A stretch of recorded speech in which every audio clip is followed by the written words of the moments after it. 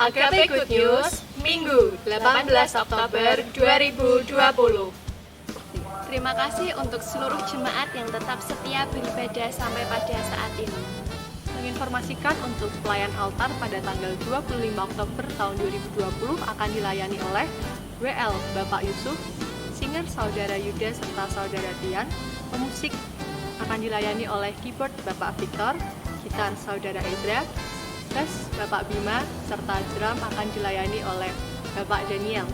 Untuk LCD akan dilayani oleh Saudari Gabriel, soundman akan dilayani oleh Bapak Yoyon, usher Saudari Dora serta Saudari Christine, serta kameramen akan dilayani oleh Saudara Edi serta Saudara Valen.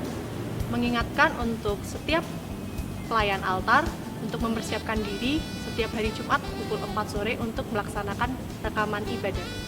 Petugas sekolah minggu pada tanggal 25 Oktober 2020 akan dilayani oleh Indria Saudari Jovita, Pratama Saudari Nia, Madya Saudara Valen, Tunas Muda Ibu Ruth dan Ibu Eri, serta mengajak Bapak Ibu Saudara untuk terus mendukung anak-anak di dalam sekolah minggu online pukul 9.30. Kiranya kita semua dapat terus mendukung setiap pertumbuhan dan perkembangan anak-anak di dalam Tuhan Yesus. Menginformasikan untuk petugas jam doa Rabu tanggal 21 Oktober tahun 2020 akan dilayani oleh MC Ibu Christine, pemusik Saudara Bima serta Bapak Victor. Firman Tuhan akan dibawakan oleh pendeta muda Samuel dan kameramen akan dilayani oleh Saudara Yuda serta Bapak Daniel. Terima kasih untuk setiap jemaat yang setia untuk berdoa Rabu setiap hari Rabu pukul 6 sore. Mengajak kaum muda dan remaja untuk mengikuti persekutuan setiap hari Sabtu pukul 5 sore melalui YouTube channel Salatiga Teens Fellowship. Terima kasih untuk teman-teman yang tetap setia mengikuti persekutuan setiap minggunya. Gereja Baptis Indonesia Salatiga mengucapkan selamat ulang tahun kepada Bapak Ibu Saudara yang berulang tahun pada minggu ini, Bapak Dwi Setiawan pada tanggal 22, Saudara Ragil Desen pada tanggal 23, serta Bapak Anggoro pada tanggal 23. Kiranya Tuhan selalu menyertai dan memberikan berkat yang melimpah. Menginformasikan untuk selalu mengikuti protokol kesehatan dari pemerintah dengan menggunakan masker ketika bepergian, mencuci tangan dengan sabun, menggunakan hand sanitizer, serta menjaga jarak dengan orang lain. Kiranya kita semua tetap sehat dan terhindar dari virus. Terima kasih untuk setiap dukungannya, baik melalui doa dan setiap hal yang diberikan, termasuk like dan subscribe channel YouTube Gereja. Kiranya Bapak Ibu Saudara tetap semangat dan setia dalam beribadah. Tuhan Yesus memberkati.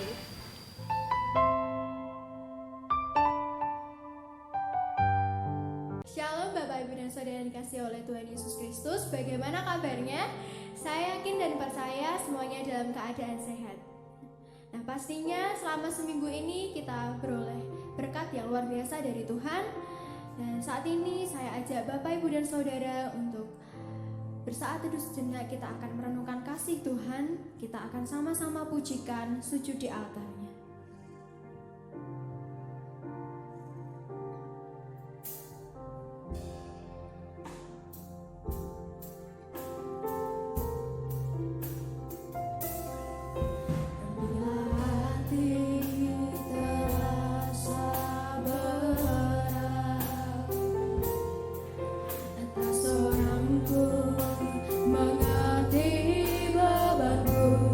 Ku tak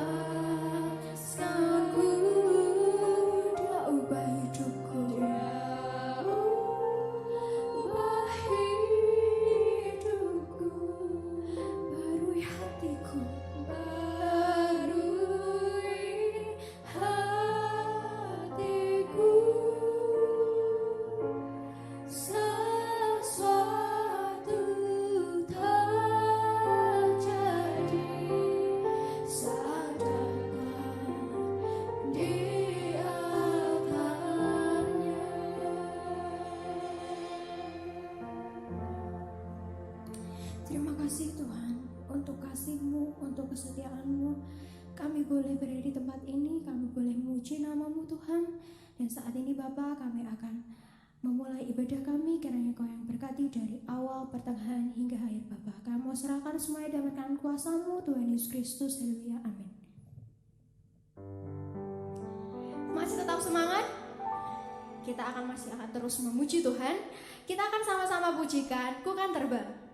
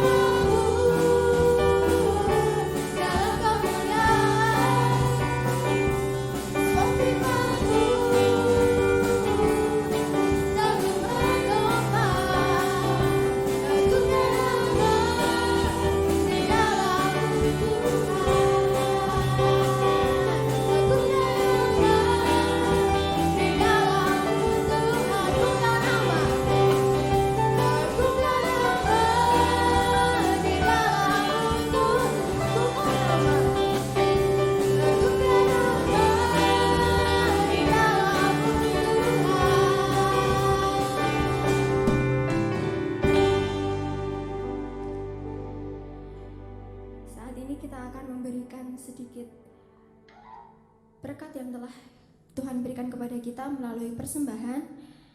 Namun sebelum itu, Saudari Abel akan memimpin dalam doa. Mari Bapak Ibu Saudara kita bersatu di dalam doa.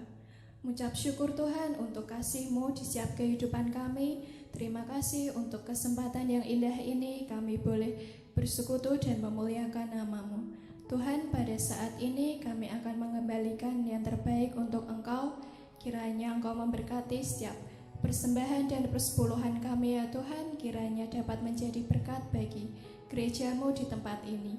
Dan jikalau sebentar kami akan melanjutkan ibadah kami pada pagi hari ini, kiranya Engkau memberkati kami. Terima kasih ya Tuhan untuk kasih setia-Mu di setiap kehidupan kami. Mengucap syukur Tuhan, haleluya, amin. Amin.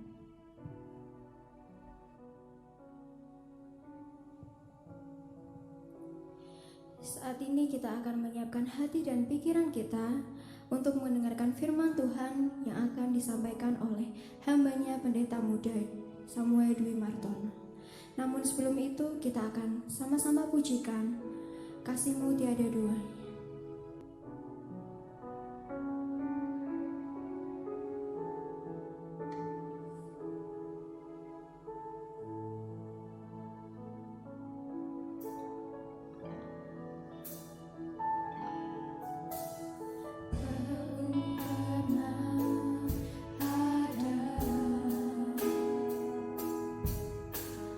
Kasih di dunia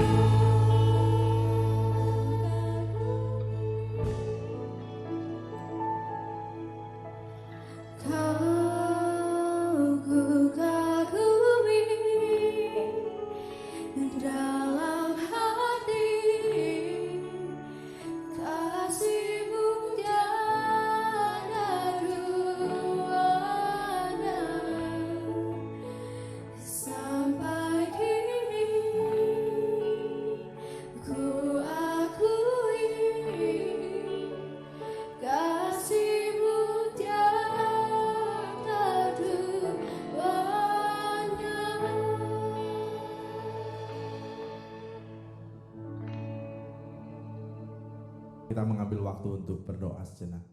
Bapa di dalam surga, mengucap syukur untuk pagi hari ini, mengucap syukur untuk berkat anugerah, kuat kuasa dan keselamatan yang Tuhan limpahkan atas kehidupan kami, sehingga pagi hari ini dalam segala keberadaan kami masih diberikan waktu dan kesempatan untuk menikmati hadirat Tuhan.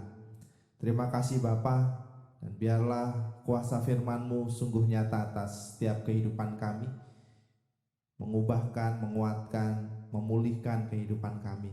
Berkati hamba-Mu ya Bapa, untuk boleh menyampaikan setiap kebenaran sesuai dengan kehendak-Mu, sehingga kebenaran firman Tuhan ini boleh menjadi rema di dalam kehidupan kami masing-masing.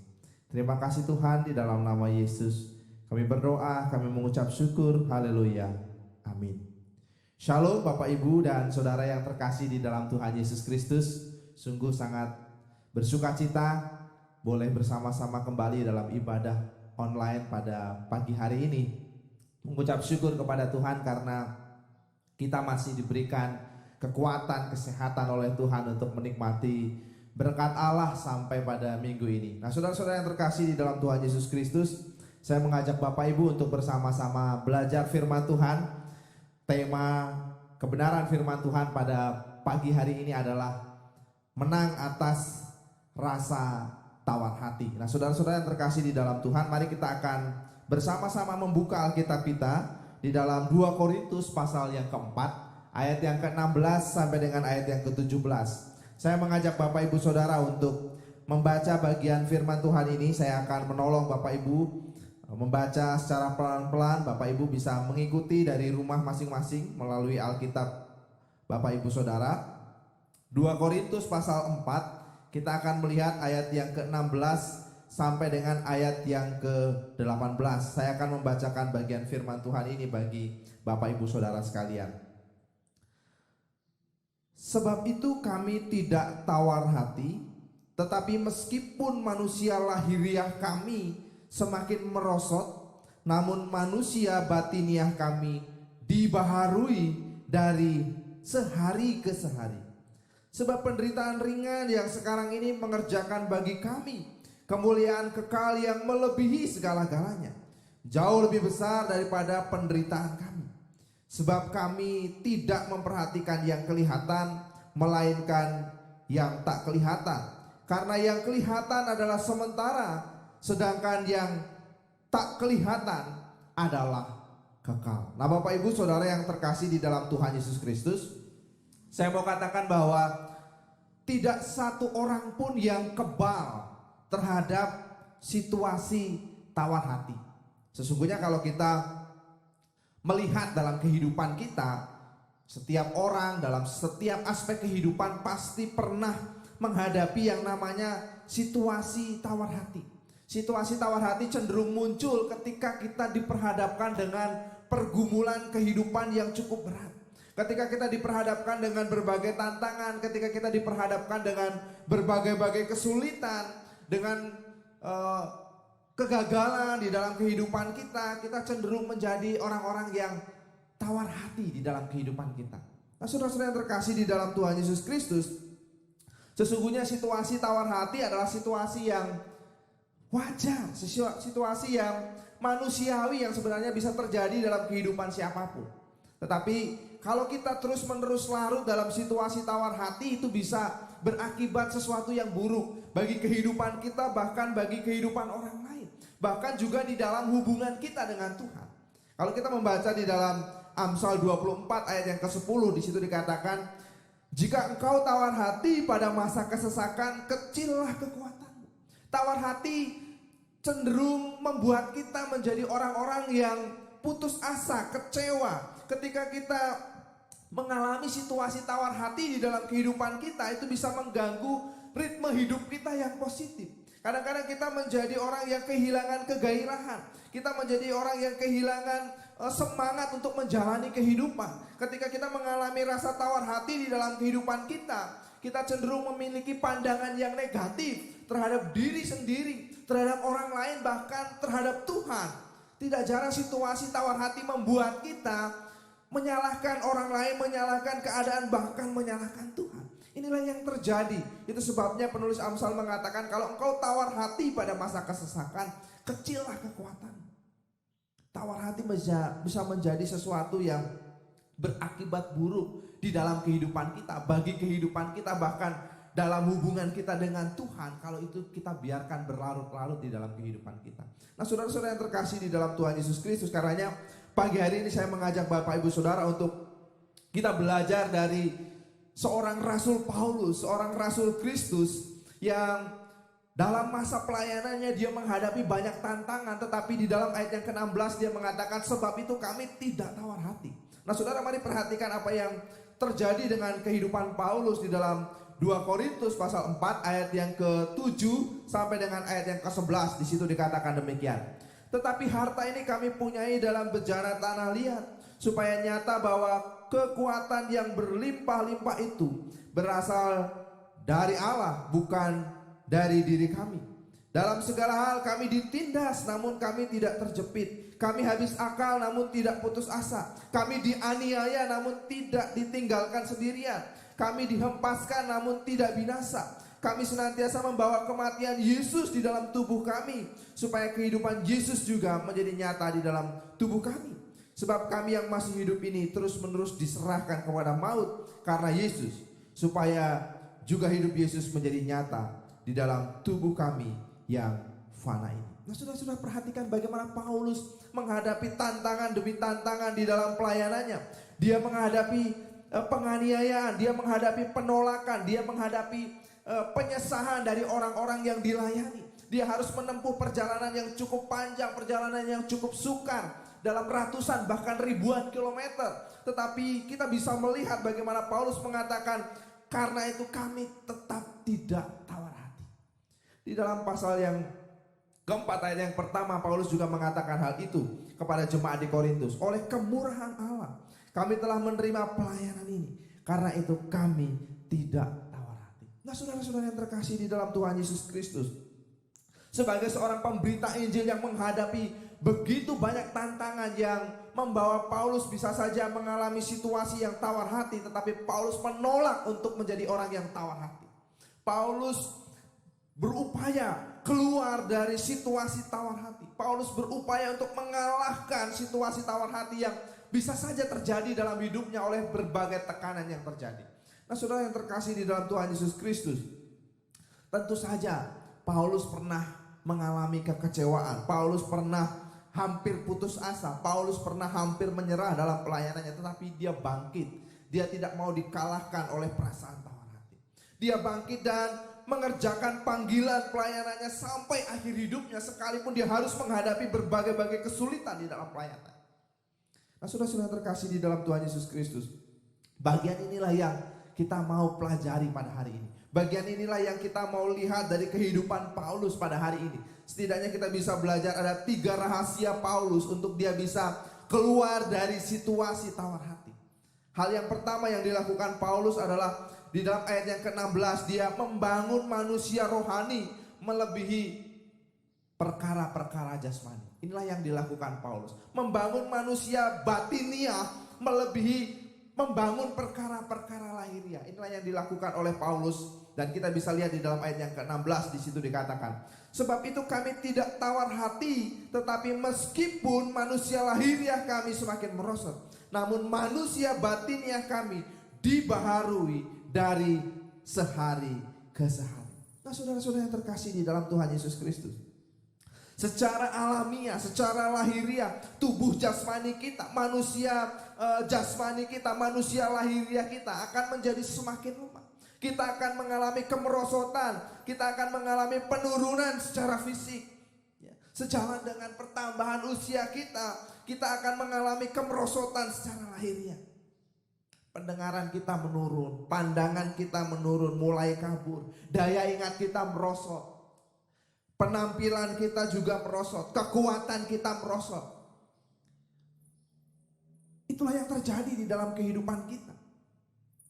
Dan tidak jarang situasi kemerosotan fisik menjadi penyebab dari kehidupan kita mengalami situasi tawar hati. Tidak jarang situasi kemerosotan fisik kita membuat kita menjadi putus asa, membuat kita menjadi kecewa, membuat kita jadi undur dari Tuhan, dari pelayanan dan lain sebagainya. Tapi mari melihat apa yang dilakukan Paulus, apa yang dikatakan Paulus di dalam ayat yang ke-16. Sekalipun manusia lahiriahnya semakin merosot, Paulus tidak tawar hati. Karena Paulus melihat bahwa manusia batiniahnya terus-menerus dibaharui, terus-menerus disegarkan. Inilah yang terjadi dengan Paulus. Nah, saudara-saudara yang terkasih di dalam Tuhan Yesus Kristus, ada orang yang usianya sebenarnya sudah lanjut di atas 80, tetapi semangat melayaninya luar biasa. Mengalahkan orang-orang yang masih muda, masih kuat secara fisik. Dan itu tidak terjadi secara otomatis. Banyak orang yang mungkin masih muda, masih kuat, tetapi hasratnya untuk melayani Tuhan, hasratnya untuk melakukan sesuatu bagi Tuhan sudah kurang. Oleh karena itu kita bisa belajar dari Paulus. Sekalipun dia menderita, Paulus tidak mengabaikan penderitaannya. Paulus tidak mengabaikan situasi kemerosotan lahiriah yang terjadi di dalam dirinya oleh karena penambahan usia, oleh karena faktor usia, ataupun oleh karena penganiayaan yang terjadi. Tetapi Paulus memilih untuk membangun manusia rohani. Inilah yang Paulus pilih di dalam kehidupannya. Bukan berarti tidak penting untuk menjaga kondisi fisik kita, untuk menjaga kesehatan kita. Adalah penting untuk menjaga kesehatan kita. Adalah penting untuk menjaga kondisi fisik kita. Tetapi terlebih penting bagi kita untuk belajar untuk bisa membangun manusia batiniah kita. Mau tidak mau, siap tidak siap, sehebat apapun, sekuat apapun, sepandai apapun, dan sekeras apapun upaya kita mempertahankan kondisi fisik kita, kita akan mengalami kemerosotan. Tetapi ada hal yang penting yang Paulus mau tekankan kepada kita pada hari ini adalah, mari kita juga memperhatikan kondisi rohani kita. Sehingga sekalipun kondisi fisik kita menjadi semakin menurun, tetapi kita boleh dibaharui dalam kehidupan rohani kita hari ke hari. Kondisi rohani kita semakin bertumbuh, semakin baik dari hari ke hari. Nah, Bapak Ibu Saudara, mari kita membuka Alkitab kita di dalam 1 Timotius pasal 4 ayat yang ke-7 sampai dengan ayat yang ke-8. Firman Tuhan berbunyi demikian. Ini nasihat Paulus kepada Timotius. Tetapi jauhilah tahayul dan dongeng nenek-nenek tua. Latihlah dirimu beribadah. Perhatikan apa yang dikatakan oleh Paulus kepada Timotius. Latihlah dirimu beribadah. Latihan badani terbatas gunanya, tetapi ibadah itu berguna dalam segala hal, karena mengandung janji baik untuk hidup ini maupun untuk hidup yang akan datang. Paulus memberi nasihat kepada Timotius. Pada waktu itu Timotius masih muda, masih kuat.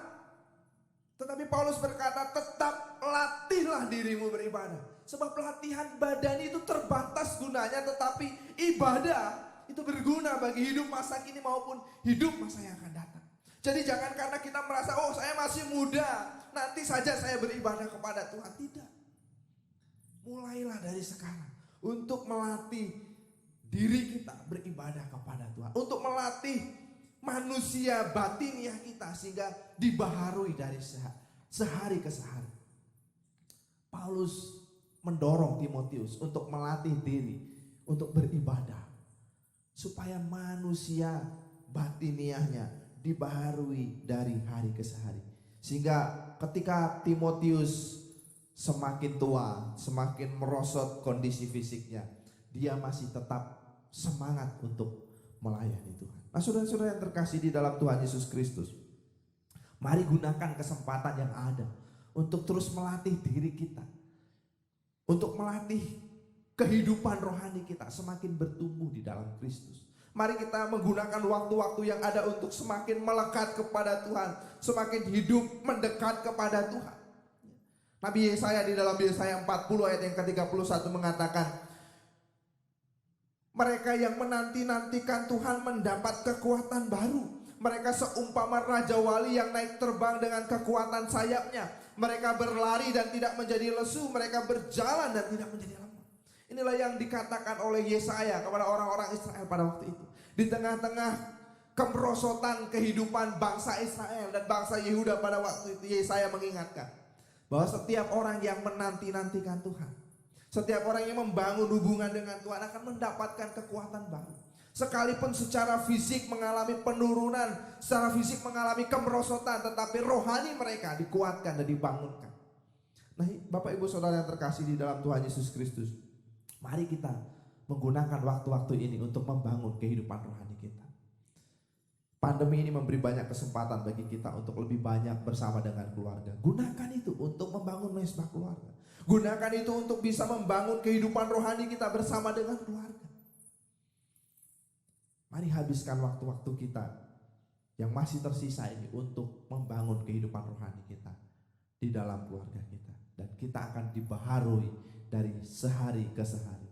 Mungkin kondisi fisik kita akan semakin menurun, tetapi kondisi rohani kita akan semakin kuat dari sehari ke sehari. Nah, itulah yang pertama yang dilakukan oleh Paulus. Membangun manusia rohani itu menolong Paulus untuk menjadi orang yang tidak mudah kecewa, tidak mudah tawar hati. Hal yang kedua yang kita bisa lihat dari Paulus adalah Paulus belajar untuk menilai diri dari sudut pandang kekekalan. Saudara, mari perhatikan di dalam 2 Korintus pasal yang ke-11 ayat yang ke-23 sampai dengan ayat yang ke-28. Saya ingin Bapak Ibu Saudara untuk melihat bagian firman Tuhan ini. 2 Korintus pasal yang ke-11 ayat yang ke-23 sampai dengan ayat yang ke-28. Apakah mereka pelayan Kristus? Aku berkata seperti orang gila. Aku lebih lagi, aku lebih banyak berjerih lelah, lebih sering dalam penjara, didera di luar batas, kerap kali dalam bahaya maut. 5 kali aku disesah orang Yahudi, setiap kali 40 kurang 1 pukulan.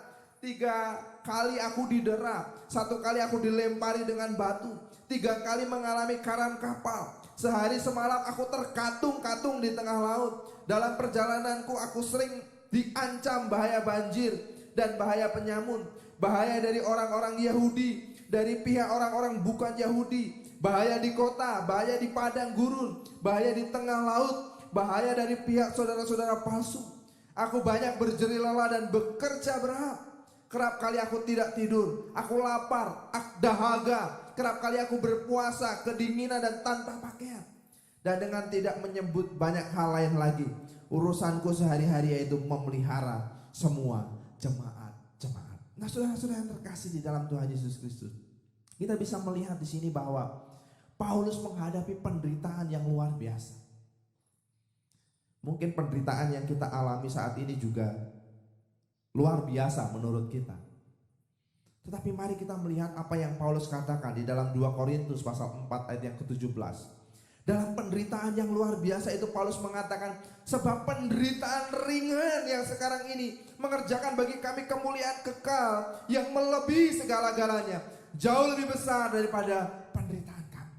Nah, saudara-saudara yang terkasih di dalam Tuhan Yesus Kristus, Paulus dapat mengatakan bahwa semua tekanan yang dia alami, semua penderitaan yang dialami, semua tantangan yang dialami sebagai penderitaan ringan. Paulus tidak mengabaikan penderitaannya. Sekali lagi saya katakan, Paulus mencatat semua penderitaan. Tapi Paulus mengatakan bahwa semua penderitaan berat yang dia katakan itu, semua penderitaan berat yang dia alami itu sebagai penderitaan ringan, karena Paulus mau memperhatikan apa yang menjadi kekekalan, apa yang menjadi nilai-nilai kekekalan yang akan dia terima kelak kemudian hari. Nah, Bapak Ibu Saudara yang terkasih di dalam Tuhan Yesus Kristus, mari kita melihat bahwa Paulus mengajarkan kepada kita bagaimana dia menilai hari-hari yang harus dia lalui. Bagaimana Paulus menilai hari-hari penderitaan yang harus dia lalui. Paulus mengajak kita untuk menilai kondisi kita sekarang, untuk menilai apa yang kita alami sekarang, bukan dari sudut pandang masa kini, tetapi dari sudut pandang kekekalan. Kalau kita melihat penderitaan kita, kesusahan kita, tantangan kita dari sudut pandang masa kini, kita akan kecewa. Kita akan putus asa. Kita akan menyerah dengan keadaan. Tetapi ketika kita belajar untuk melihat penderitaan masa kini, kesulitan-kesulitan yang kita hadapi masa kini dengan sudut pandang kekekalan, kita akan mendapatkan kekuatan di dalam Kristus. Inilah yang Paulus lakukan. Paulus bukan orang yang tidak mengalami berbagai penderitaan. Saudara mungkin bisa mengatakan, wah, Bapak gak ngerti sih penderitaan saya. Wah, Paulus gak ngerti sih penderitaan saya. Paulus mengalami penderitaan. Paulus tidak mengada-ada. Paulus tidak berkata omong kosong. dia sudah mengalami penderitaan. Dia sudah melalui berbagai-bagai penderitaan. Mulai dari pertama kali dia percaya kepada Kristus sampai akhir hidupnya. Dalam pelayanannya dia selalu menghadapi kesulitan dan penderitaan. Tetapi Paulus tidak memfokuskan dirinya kepada penderitaan yang sedang dia alami. Tetapi dia memfokuskan hidupnya, memfokuskan dirinya kepada sudut pandang kekekalan, kepada apa yang akan dia terima kelak setelah dia mengalami kematian. Itulah yang Paulus pandang. Sehingga Paulus juga dalam suratnya kepada jemaat atau kepada Timotius dia dapat mengatakan bahwa aku sudah mengakhiri pertandingan sebagai seorang yang menang, sebagai seorang yang menerima mahkota. Aku sudah memelihara iman.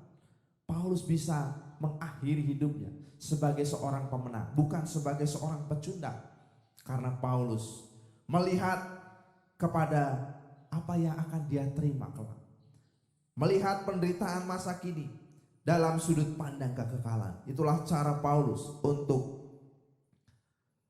menguatkan diri, untuk menolong dia keluar dari situasi tawar hati. Nah, saudara yang terkasih di dalam Tuhan Yesus Kristus, saya memang tidak tahu pergumulan apa yang saudara yang sedang Bapak Ibu alami, yang sedang Bapak Ibu dan keluarga hadapi. Tetapi kita bisa belajar dari Paulus. Ketika kita bergumul, ketika kita diperhadapkan dengan situasi yang sulit, ketika kita harus meneteskan air mata, mari kita belajar dari Paulus untuk memandang segala sesuatu dari sudut pandang kekekalan. Paulus mengatakan, penderitaan kami itu seolah menjadi penderitaan yang ringan karena kami melihat pada apa yang ada di dalam kekekalan, kepada hadiah kekal yang Tuhan sediakan bagi kita. Kekuatan itulah yang mendorong Paulus bisa bertahan di dalam pelayanan. Kekuatan itulah yang mendorong Paulus, sekalipun mungkin pernah menghadapi situasi-situasi yang berat, sekalipun pernah menghadapi tantangan-tantangan dalam kehidupannya, dia tetap bisa mengerjakan pelayanannya dengan sukacita. Itulah yang kita bisa pelajari dari Paulus. Paulus mengajak kita untuk memandang pada kemuliaan yang akan kita terima sebagai murid-murid Kristus. Mari memandang kepada hadiah kekal yang Allah sediakan bagi kita, supaya kita bisa bertahan, supaya kita bisa lepas dari situasi tawar hati, supaya kita tidak terus-menerus berada dalam keadaan tawar hati yang membuat kita putus asa dan kecewa di dalam kehidupan kita. Mari kita melihat hal yang ketiga. Apa yang dilakukan oleh Paulus ketika dia diperhadapkan dengan berbagai-bagai kesulitan di dalam kehidupannya. Di dalam 2 Korintus pasal yang pertama ayat yang ke-8 sampai dengan ayat yang ke-9. Mari Bapak Ibu kita boleh membuka Alkitab kita bersama-sama. Dalam 2 Korintus pasal 1. Saya akan mengajak Bapak Ibu Saudara untuk membaca bersama-sama ayat yang ke-8 sampai dengan ayat yang ke-9. 2 Korintus 1 ayat yang ke-8 sampai dengan yang ke-9. 1, 3. Sebab kami mau saudara-saudara, supaya kamu tahu akan penderitaan yang kami alami di Asia Kecil. Beban yang ditanggungkan atas kami adalah begitu besar dan begitu berat, sehingga kami telah putus asa. Paulus juga pernah putus asa juga akan hidup kami. Bahkan kami merasa seolah-olah kami telah dijatuhi hukuman mati. Tetapi hal itu terjadi supaya kami jangan menaruh kepercayaan pada diri kami, tetapi hanya kepada Allah yang membangkitkan orang mati. Paulus bukan manusia super yang tidak pernah menangis, tidak pernah putus asa, tidak pernah kecewa. Paulus mengakui itu. Ada beban yang begitu besar, ada beban yang begitu berat sehingga kami telah putus asa. Sudah putus asa. Tetapi Paulus bisa bangkit kembali. Paulus bisa mengalahkan situasi tawar hati itu yang terjadi di dalam kehidupannya, yang mengganggu hubungannya dengan jemaat, yang mengganggu hubungannya dengan Tuhan, bahkan yang mengganggu hubungannya dengan dirinya sendiri. Paulus bisa bangkit kembali karena dia melihat kembali kepada Allah. Inilah hal yang ketiga yang bisa kita lihat dari Paulus, yaitu Paulus memilih memandang kepada Tuhan. Dalam peristiwa-peristiwa yang sulit, Paulus diingatkan untuk memandang kepada Tuhan.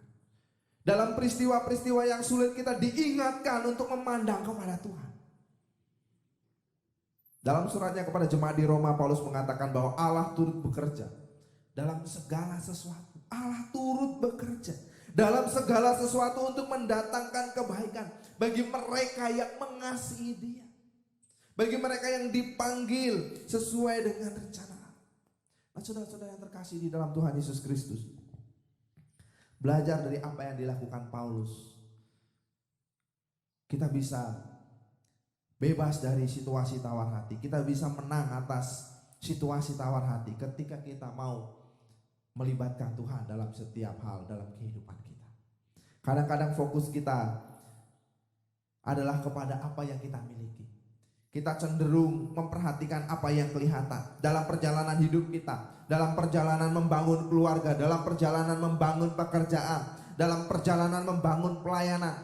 Kita cenderung menghitung apa yang ada pada kita. Dan itulah yang seringkali membuat kita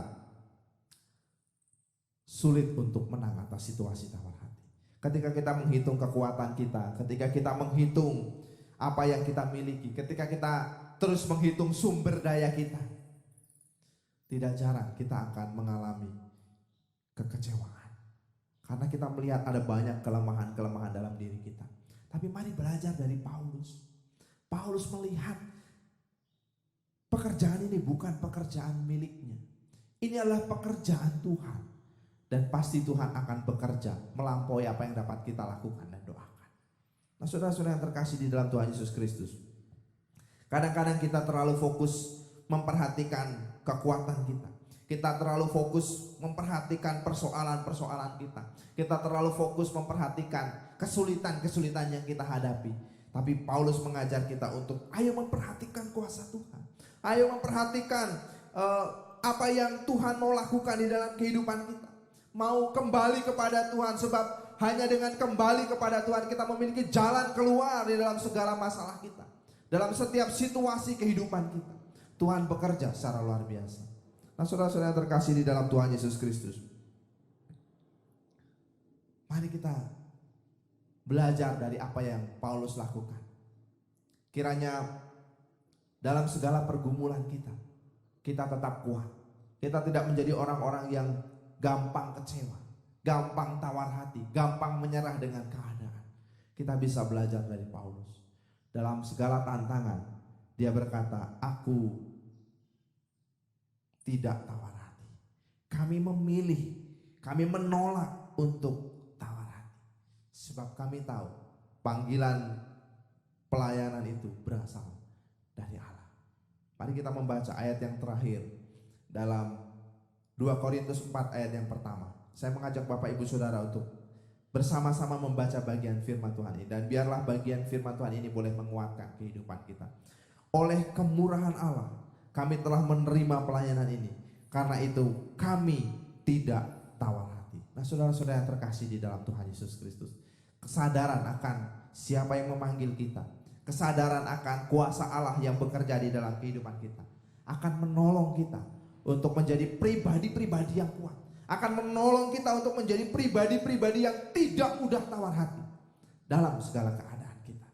Kita percaya bahwa setelah hujan, Tuhan menyediakan pelangi. Setelah penderitaan, Tuhan menyediakan berkat dalam kehidupan kita. Amin. Mari kita akan tunduk kepala. Kita akan mengambil waktu untuk berdoa bersama-sama.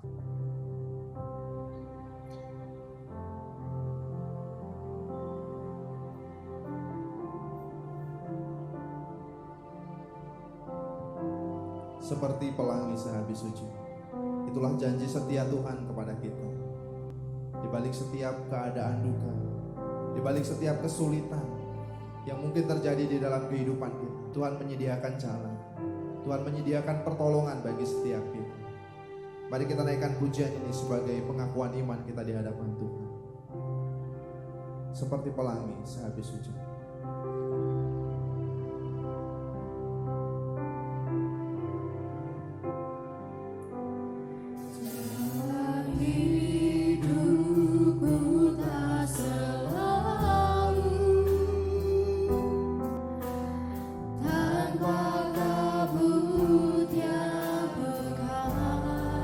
Kasih-Mu nyata padaku. Namun kasih-Mu nyata padaku.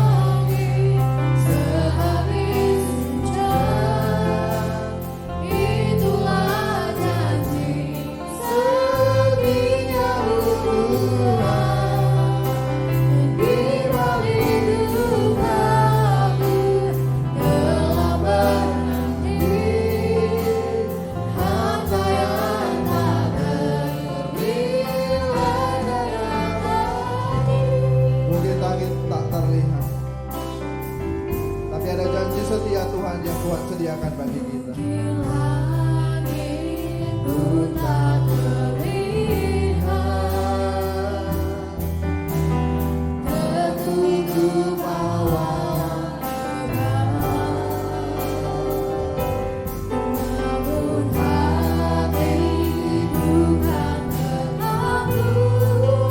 Benar ya Tuhan, hati kami memilih untuk tetap kuat, sebab kami punya janji yang kekal dalam kehidupan setiap kami.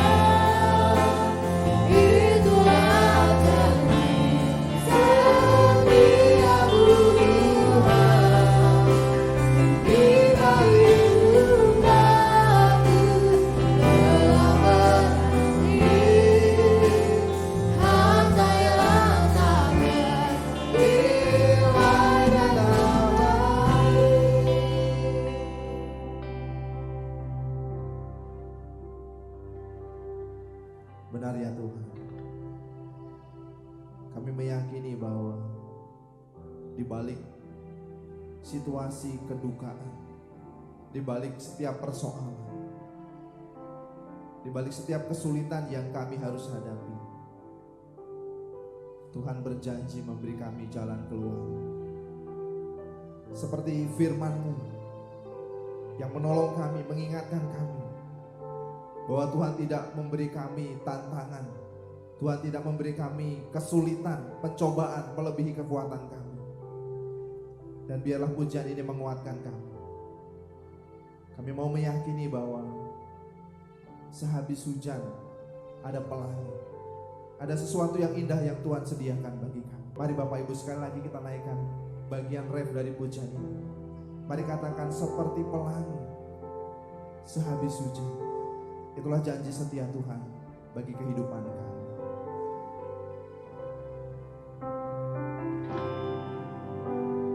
Seperti pelangi sehabis hujan, itulah janji setiamu Tuhan. Di balik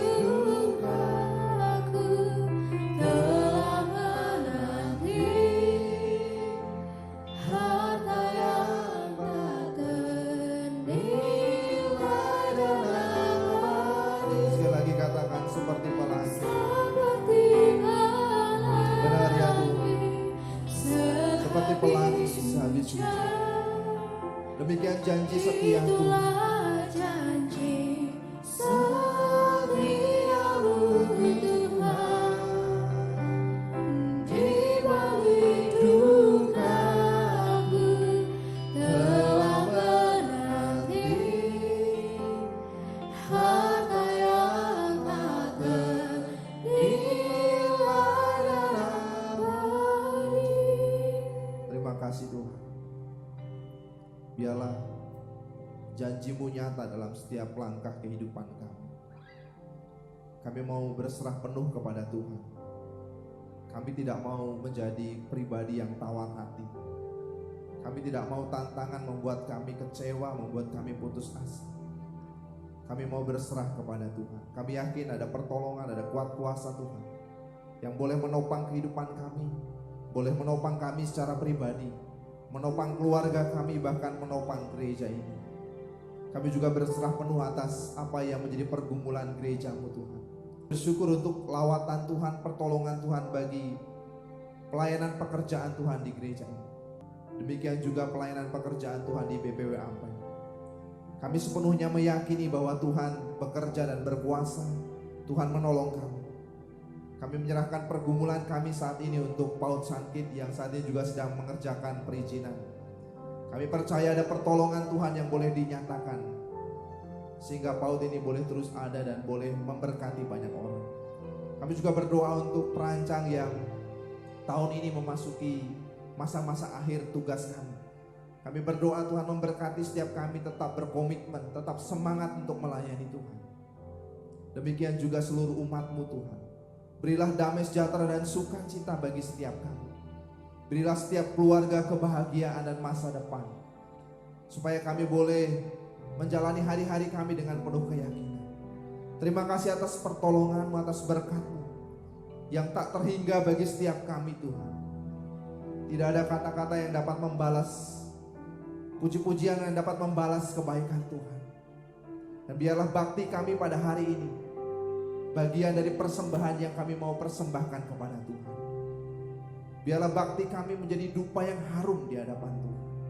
Terima kasih Bapa, terima kasih Yesus. Saudara-saudara yang terkasih di dalam Tuhan Yesus Kristus, biarlah damai sejahtera yang daripada Allah, kasih dari Tuhan kita Yesus Kristus, dan penghiburan Roh Kudus boleh menyertai kehidupan kita mulai hari ini sampai selama-lamanya. Terima kasih Tuhan. Di dalam nama Tuhan kami Yesus Kristus, kami berdoa dan kami menaikkan rasa syukur kami. Haleluya. Amin.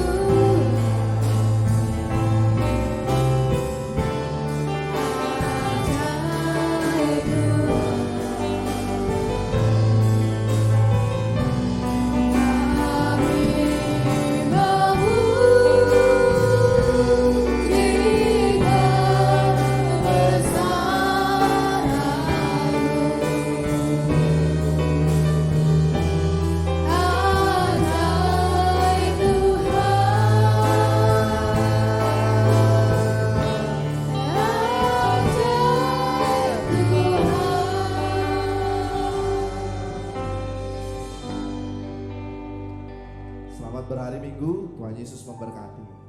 Amin.